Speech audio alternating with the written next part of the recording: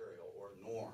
And so we have things such as uranium decay chain with very, very long half-lives. So a half-life of about 4.5 billion years. So uranium is going to be around for a long, long time. It decays slightly. We also have the thorium decay chain. Again, most of these are in the earth. And as you know, we can mine uranium and thorium, and we can use it in products. We use uranium for nuclear fuel. Some of you that might have some old lantern mantles around, those are actually made with thorium. It helps make them so they don't fall apart. And then we also have potassium-40, and that's a naturally occurring radioactive material. And so I want to, before I get to this next one, I'll do my little show and tell right here. So I'll open this up, and we'll just talk about how all these materials around. And Rodney's going to turn that on. Let's just turn it on a couple slides. And what I've got here, anybody use light salt, the salt substitute? Anybody use that? You know, if you're trying to deal with your sodium. Well, this is actually radioactive. Yes. Can you? What is radioactivity? What does it mean to say radioactive? Radioactivity is essentially are unstable atoms. And so, just like anything else, you know, you have something teetering up there on the edge, it wants to fall down to a lower level. So radioactivity is unstable, and so it wants to get to a stable, I guess, configuration. And so what it does that is by releasing a particle. Could be alpha, beta, gamma. Many of you have heard of alpha, beta, or gamma radiation. It'll get to that lower level, that energy level, and become stable. And so, and each of these radionuclides that I talked about, uranium, thorium, has a different half-life. So in 4.5 billion years, we'll have half the uranium that we have today. There's going to be other radionuclides. So many of you go to the hospital, or you might have had a technetium-99m stress test. That radioactivity has a half-life of 6 hours. So they'll inject you, you'll be radioactive for a while, and then in about a day or two, all that radioactivity will decay away. That's good for you. They told me not to go to the airport. Yes. So there's lots of things. So radioactivity and radiation is used in therapy, teaching, research. So there's a lot of uses. So your part on that radiation is in the other half hour of my talk. So it's really hard to boil this down. So I wanted to really do some show and tell. So we talked about uranium. And so actually here's a nugget of uranium. When does Rodney start glowing? It's too late for him.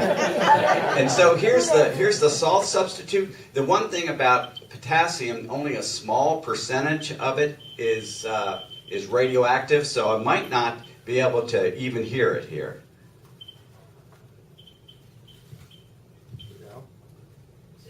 So with a more sensitive detector, you can do that. So really the take-home lesson is this is radioactive, but don't worry about it.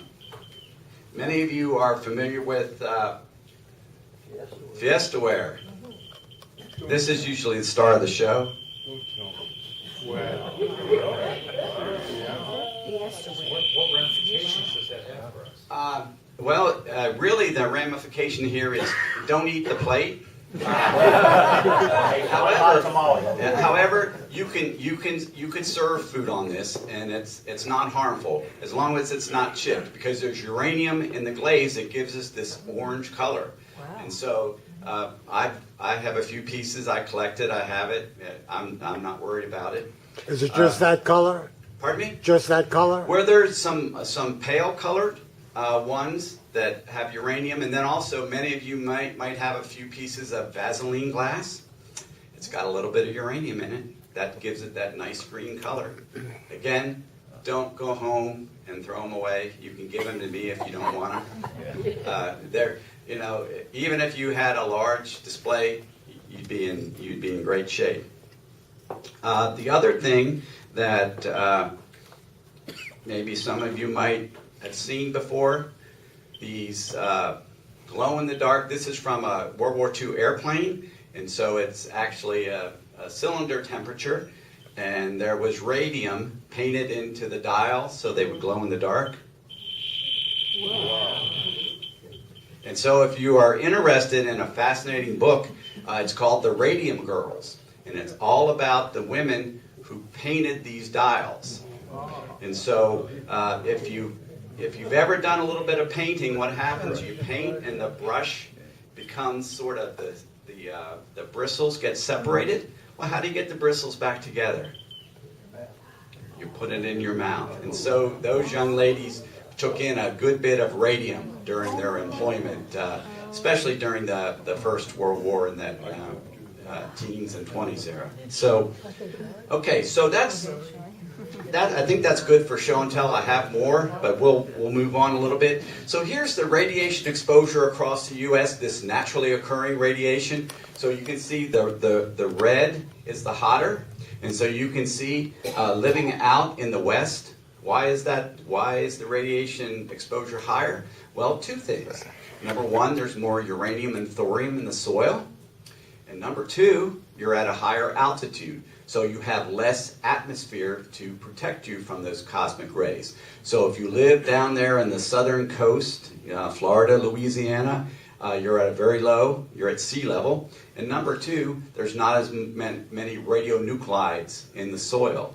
And it looks like here in Indiana we're sort of in the green or yellow. But again, it's a very, very small part of your exposure, as I'll show you in just a second here. And so here's some of the radionuclides that are produced in the atmosphere. Again, these really don't give you much exposure, and they're really, really difficult to measure, but that can be done. So here is, and this is really the average exposure to people. It's in millirem, and it's not important that you know about that, but it's about 620 millirem per year. And what I might do is go over here and point to show you how this is divided out.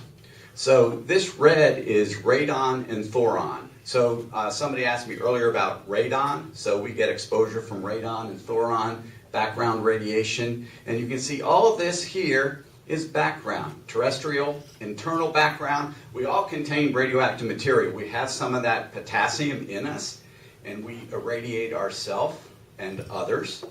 Again, very, very small. So this half is naturally occurring. This other half here, guess what? We've probably all had an X-ray. So you see on average, about 25% of our dose on average is from CT, computed tomography. Nuclear medicine, that technetium-99 for stress tests, bone scans, fluoroscopy, and then radiography, just a chest x-ray.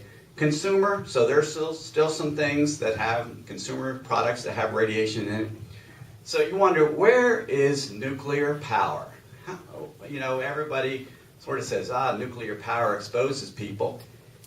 Here it is right here, that little thing. And so nuclear power is very regulated. There really is not much exposure, even to the workers. It's really a fine-tuned machine where we've even limited the exposure to the workers. And so, again, typically the young folks don't really get a part of that second half of the pie because they don't have as many x-rays and medical procedures done. So to give you an idea of the exposure, so a chest x-ray is about 4 millirem. A dental x-ray, again, even lower, about 1/10, 0.4 millirem. A CT scan is about 1,000 millirem. So that would be a abdomen scan, so you're exposing a good portion of your body. A nuclear medicine scan with technetium-99 or another radionuclide is about 400. A round-trip flight to LA is about 4 millirem. Why is that? Remember, you're going up and losing a lot of the atmosphere. If you reside in Denver, you get about 20 millirem more per year And if you decide to take that round trip to Mars, you're going to get about 66,000 millirem. So now you can see why that's one of the most important things in traveling in space, is to try and figure out how to protect those astronauts for that round trip. So we have, this is the first X-ray by Wilhelm Röntgen in 1896. So you can see that that's sort of grainy. They were still trying to figure out how this whole X-ray thing worked, because they called it X-ray. Why? It was X, because they really didn't understand it. And now we understand it a lot and really can do some fantastic things. And so these are actually CT scans. And so the one on the left is the CT scan that's reconstructed by computer of a heart. And then the one on the left is a CT scan of blood vessels in the brain. So through imaging with selective energies, you can basically peel the skull away and look at those arteries in the skull. So look at, for strokes or things such as that, aneurysms. So you guys didn't realize you were going to have a quiz today, did you? Did you study a little bit? So I have a few questions, and maybe they can generate some more questions from you. So, is myth or fact, exposure to X-rays makes you radioactive? Fact? For a while. It's a myth, because exposure to X-rays, really they pass through you. So what the X-rays will do is they'll travel through your body. Anything that's dense will attenuate them. So if you have your bones will appear lighter or darker depending on that, and they'll show up, so they can tell differences in density. And the X-rays really just deposit energy, and so that's why they could be harmful or cause damage to cells. So they pass through you, but you walk out of that X-ray room and you're as radioactive as you were when you went in. And that's very low. So, cell phones can cause brain cancer. False. False. It's a myth. And somebody says it might be true. Well, remember, cell phones, they're a non-ionizing radiation. So the only thing that they can do is heat up. However, the answer is they're still studying this. Because there is, and I personally think that it's not very likely, but there's a lot of anecdotal evidence of brain tumors. However, we haven't found a mechanism for that. So we're still working on that to try and figure it out. And they've done some studies with a large number of animals, and there's not enough data. There's some groups, some high exposure groups didn't get tumors, and some low exposures did. So stay tuned on that. I'm not sure that they'll know even in my lifetime. So food irradiation can alter the taste and produce hazardous compounds in the food. Okay, so it's a myth. And another fact is over 2 million people die each year due to infection of the gastrointestinal tract. So it could be food poisoning, salmonella. And then the irradiation of potentially contaminated food could reduce infections and also, in some cases, extend the shelf life of certain foods. How does it do that? Well, it'll kill the bacteria. And so, when you have all kinds of food, potatoes, spices, all these different types of things, they harbor a little bit of bacteria. Irradiating them will allow the bacteria to be killed and the food to stay. So there is really no hazard from food irradiation. What? Okay. So many people in Japan died from radiation exposure due to the Fukushima nuclear power plant incident. Okay, so He says no. Myth. this might be surprising. It is a myth. There were 15,000 deaths that were caused by the earthquake and tsunami. And it's estimated, and this is an interesting fact, that over 1,600 people died from the relocation away from the power plant, from an area surrounding the power plant that wouldn't really have caused them very much exposure. And no one died as a result of the radiation exposure. We certainly had some of the people going in there to fix it and try to remedy the issues. They received some pretty significant radiation exposures, but no member of the public or even the workers has died. The Incredible Hulk was transformed by an overdose of gamma radiation. And the answer is fact. It is a fact. And haven't you read the comic book? It's a fact. And radiation exposure from medical x-rays is very low and is not likely to lead to cancer. True. I'm glad you all said that. Thank you. That is a fact. And actually, radiation is it is a carcinogen, but it's one of the most studied carcinogens that we know. But it's really not clear that if exposures at very low levels have any effect at all. Now, we talked about the amounts, so that, remember that CT was 1,000 millirem or 1 rem. So we know that exposures greater than 10 rem, that would be 10 CTs, could, that it does result in a higher risk of cancer. However, below that, we're not sure if there's any adverse effects at all. Because all the information that we have about cancer and radiation is always at those higher levels. We got a lot of it from the Hiroshima and Nagasaki, and those cancer rates really not that high, but we know that they did get some from that. Radiation can cure cancer, and radiation can cause cancer. And I think you probably know the answer to that, yes. And why is that? Well, rapidly dividing cells are most sensitive to radiation. So you know cancer is rapidly dividing, and if you can hit them selectively with radiation, you can kill them. And you also, the normal cells are spared and can recover. So they are going to see some effects on some. You might know that erythema can be caused by radiation therapy, reddening of the skin, but that will eventually go away.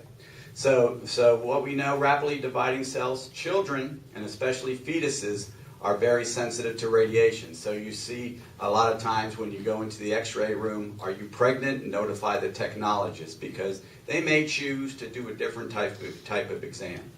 Would you see any birth defects or anything if you were to get an x-ray if you're pregnant? And the answer is likely not.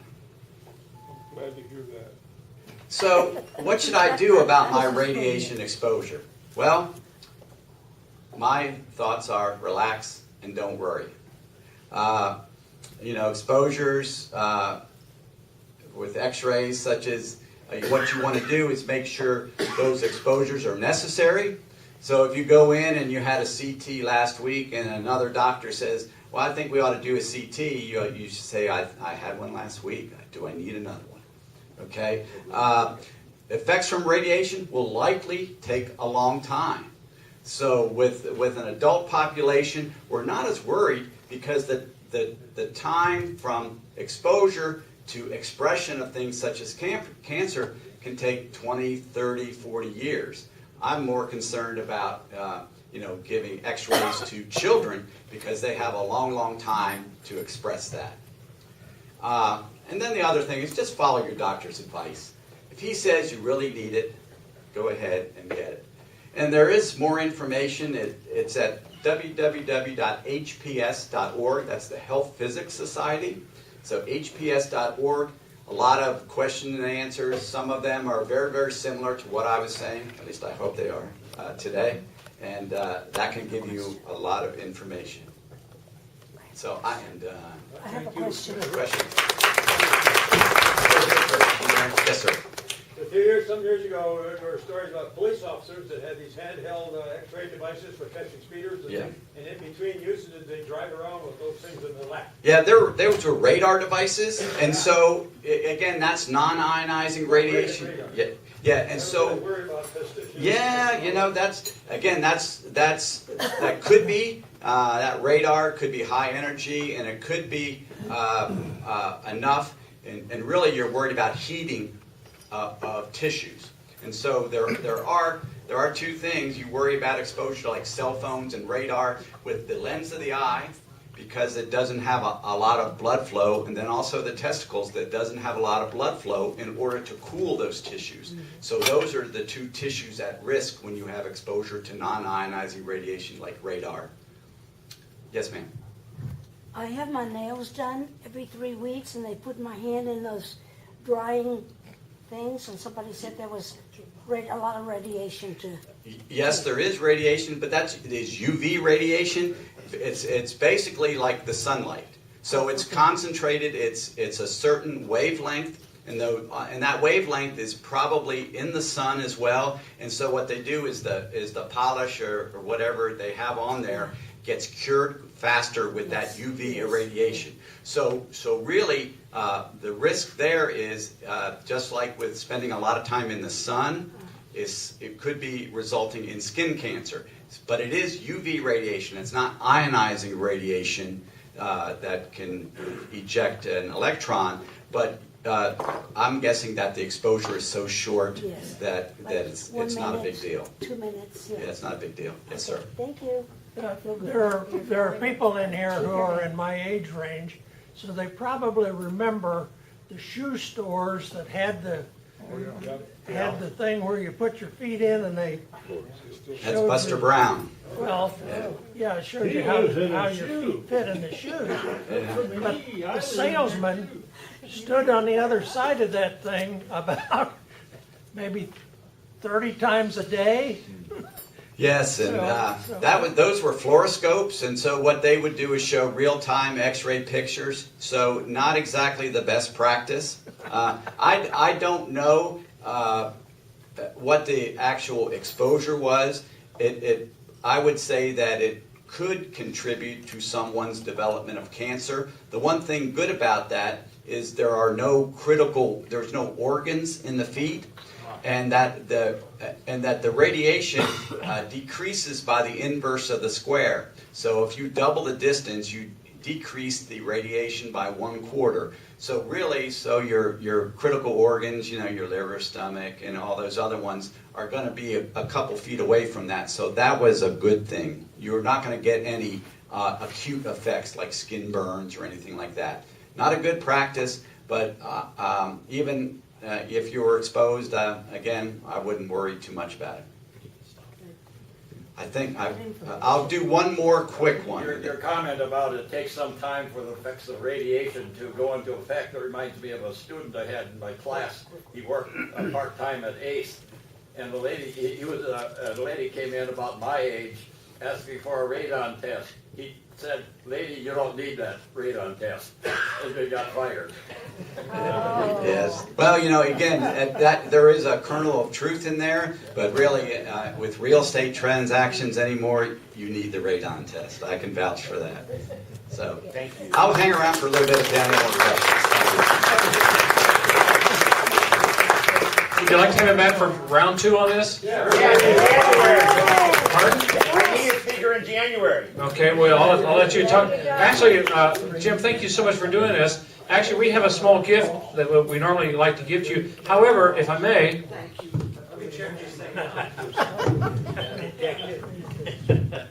We're okay. So let you help you do this. So thank you so much. Wow, I didn't expect this, and it's a pleasant surprise. So please, we'll plan you to come back and do round 2.